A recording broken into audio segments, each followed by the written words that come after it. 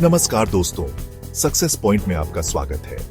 आज हम एक ऐसे सफर पर निकलेंगे जो आपके लिए बेहद खास होने वाला है। शेयर बाजार की दुनिया का सफर। चाहे आप नए निवेशक हों या अनुभवी, शेयर बाजार के बेसिक सिद्धांतों को समझना आपके लिए बहुत जरूरी है। इस वीडियो में हम स्टेप बाय स्टेप तरीके से उन सभी पहलुओं को कवर करेंगे जो आपको एक स्मार्ट और सफल निवेशक बनने में मदद करेंगे।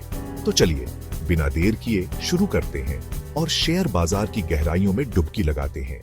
शेयर दोस्तों किसी भी कंपनी में आपकी हिस्सेदारी को दर्शाता है।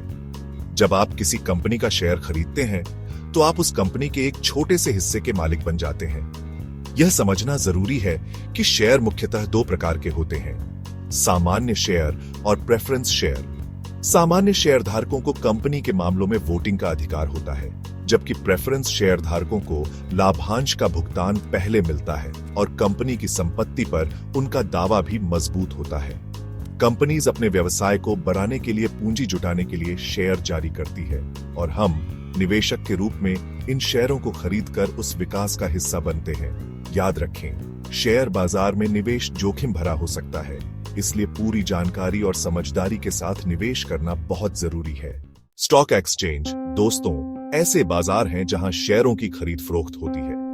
आप इन्हें शेयरों का सुपरमार्केट भी कह सकते हैं। दुनिया भर में कई स्टॉक एक्सचेंज मौजूद हैं, जैसे New York stock exchange NYSE, नास्डाक, London stock exchange LSE और Tokyo stock exchange TSE। Bharat में हमारे पास बॉम्बे स्टॉक एक्सचेंज PSE और नेशनल स्टॉक एक्सचेंज NSE हैं। ये एक्सचेंज कंपनीज और निवेशकों के बीच एक प्लेटफॉर्म का काम करते हैं जहां शेयरों का लेन देन सुचारू रूप से हो सके। स्टॉक एक्सचेंज की भूमिका बहुत महत्वपूर्ण है क्योंकि यह सुनिश्चित करते हैं कि शेयरों का व्यापार निष्पक्ष और पारदर्शी तरीके से हो। किसी भी कंपनी के शेयर में निवेश करने से पहले उसका मूल्यांकन करना बहुत जरूरी है। यह समझने के लिए कि क्या शेयर अपने वर्तमान मूल्य पर सस्ता है या महंगा, हमें कुछ महत्वपूर्ण मैट्रिक्स को देखना होगा। EPS यानी earning per share, PE ratio, PB ratio, dividend yield, ROE, DE ratio और रेवेन्यू ग्रोथ कुछ ऐसे महत्वपूर्ण मैट्रिक्स हैं जिनकी मदद से हम कंपनी की वित्तीय सेहत का अंदाजा लगा सकते हैं। इन मैट्रिक्स को समझकर हम यह तय कर सकते हैं कि किसी विशेष शेयर में निवेश करना हमारे लिए फायदेमंद होगा या नहीं। ध्यान रखें, शेयर बाजार में निवेश करते समय जल्दबाजी नहीं करनी चाहिए। पूरी रिसर्च और विश्लेषण के बाद ही कोई भी फैसला लें। चैप्टर 4 बाजार सूचकांक, जिन्हें हम इंडाइसेस भी कहते हैं, शेयर बाजार के प्रदर्शन को मापने का एक तरीका है। ये सूचकांक विभिन्न कंपनीज के शेयरों के समूह का प्रतिनिधित्व करते हैं। उदाहरण के लिए S&P 500 इंडेक्स अमेरिका की 500 बड़ी कंपनीज के शेयरों के प्रदर्शन को ट्रैक करता है, जबकि Dow Jones Industrial Average DJIA index 30 बड़ी अमेरिकी कंपनीज के शेयरों का प्रतिनिधित्व करता है। नास्डैक कंपोजिट इंडेक्स मुख्य रूप से टेक्नोलॉजी कंपनीज के शेयरों पर केंद्रित है। बाजार सूचकांक हमें यह समझने में मदद करते हैं कि समग्र रूप से बाजार किस दिशा में जा रहा है। चैप्टर 5 शेयर बाजार में दोस्तों हम अक्सर बुल मार्केट और बेयर मार्केट जैसे शब्द सुनते हैं। बुल मार्केट, जैसा कि नाम से ही पता चलता है, तेजी का प्रतीक है। इस दौरान शेयरों की कीमतें बढ़ती हैं, निवेशकों का विश्वास मजबूत होता है और बाजार में तेजी देखने को मिलती है। दूसरी ओर बेयर मार्केट मंदी का प्रतीक है। इस दौरान शेयरों की कीमतें गिरती हैं, निवेशकों का विश्वास कमजोर होता है और बाजार में गिरावट देखने को मिलती है। यह समझना जरूरी है कि बुल और बेयर मार्केट दोनों ही शेयर बाजार का एक स्वाभाविक हिस्सा है और समय समय पर आते रहते हैं। चैप्टर 6 जब हम शेयर खरीदते या बेचते हैं तो हमारे पास दो मुख्य प्रकार के ऑर्डर होते हैं, मार्केट ऑर्डर और लिमिट ऑर्डर। मार्केट ऑर्डर में हम शेयर को तुरंत उस कीमत पर खरीदने या बेचने का निर्देश देते हैं जो बाजार में उस समय उपलब्ध होती है। दूसरी ओर लिमिट ऑर्डर में हम शेयर के लिए एक विशिष्ट कीमत निर्धारित करते हैं जिस पर हम उसे खरीदना या बेचना चाहते हैं। मार्केट ऑर्डर जल्दी एग्जीक्यूट होते हैं, जबकि लिमिट ऑर्डर के एग्जीक्यूट होने में समय लग सकता है। यह समझना जरूरी है कि किस स्थिति में किस प्रकार का ऑर्डर देना चाहिए। शेयरों का विश्लेषण करने के दो मुख्य तरीके हैं, फंडामेंटल एनालिसिस और टेक्निकल एनालिसिस। फंडामेंटल एनालिसिस में हम कंपनी की वित्तीय सेहत मैनेजमेंट, उद्योग और समग्र आर्थिक स्थिति का मूल्यांकन करते हैं। दूसरी ओर टेक्निकल एनालिसिस में हम शेयर के पिछले मूल्य, चार्ट वॉल्यूम और अन्य टेक्निकल संकेतकों का अध्ययन करते हैं। दोनों ही तरीकों के अपने फायदे और नुकसान हैं और कई निवेशक दोनों का संयोजन करके बेहतर निर्णय लेते हैं। दोस्तों, शेयर बाजार में निवेश करते समय जोखिम और अस्थिरता को समझना बहुत जरूरी है।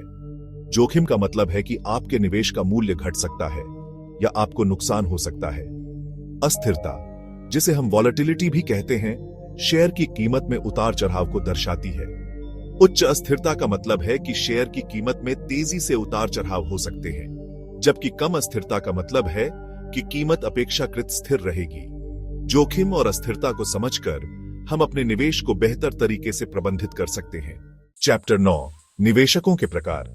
शेयर बाजार में विभिन्न प्रकार के निवेशक होते हैं, जिनके लक्ष्य, जोखिम उठाने की क्षमता और निवेश शैली अलग अलग होती है।